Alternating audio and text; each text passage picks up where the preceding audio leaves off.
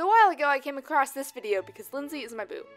You know, Fanon. It's like ideas that get accepted by fans based on conjecture or nothing, and sometimes even gets incorporated into the thing itself. Stuff like Irene Adler being this big important thing in Sherlock's life, or where the Klingon head bumps came from, or the fact that Starscream's repaint models are called Seekers, or basically every My Little Pony meme. See, I didn't even have to explain what fandom is because I just used this other video about it. I'm lazy. Also, she knows of our existence, everybody run! Everybody panic! So I started thinking about how fandom pertains to the average pony fan. And even though I kind of already talked about this in relation to background ponies, I'm trying to think about it in the grander scale of things. Why is fandom important? And channeling my inner Twilight, I made a list of reasons why people cling on to it, because lists are cool, right? Right?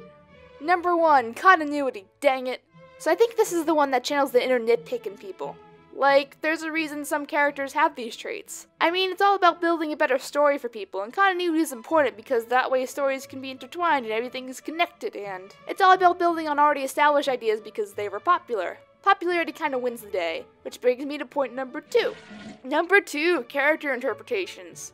You see, in order to feel like you know your shit, especially in a fandom like this one where everything's up to interpretation, you end up having to learn about things like Derpy's tendencies, or Lyra and Bon shipping, or that thing like fandom entertainment. In one self-discovery about all this stuff, one, and when I say one I mean you person who's watching this video. Who, me? Yeah, you! You end up making assumptions about characters, and some people get to the point where they're like, this character has to be this way, or your fanfiction is invalid. Well, anyway, people usually get tied to a certain character interpretation that's not canon-based, and they emotionally invest in it. Oh, I don't know what that's like. Cough, cough. Number 3, overall. Combining everything, when a certain character interpretation becomes popular, people emotionally cling to it. This emotional cling causes whatever interpretation that doesn't include your favorite character traits to be dismissed. Eventually, through grouping, one character interpretation becomes popular by fans, and new ideas are mostly rejected in favor of the popular ideas, unless the new ones add on to them. Eventually, one interpretation is accepted by this group. This can be a positive or a negative thing, and this is just what happens sometimes. But most importantly, it helps a group make and change character traits that help people bond with these contribute traits. And that can unite a group of people by a character usually in the background or unthought of. Talk about a happy accident. Don't worry, Professor. I was an accident too. And I say, this is kinda cool. And that's how fandom works. I'm Twilight, I mean KP. And I can analyze too, sometimes, I guess, maybe.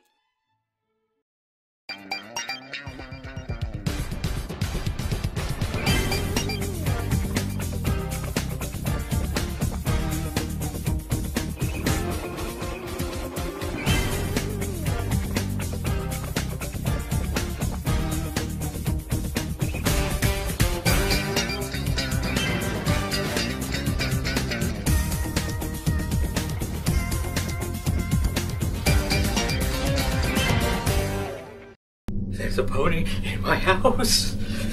Happy thoughts, happy thoughts, happy thoughts.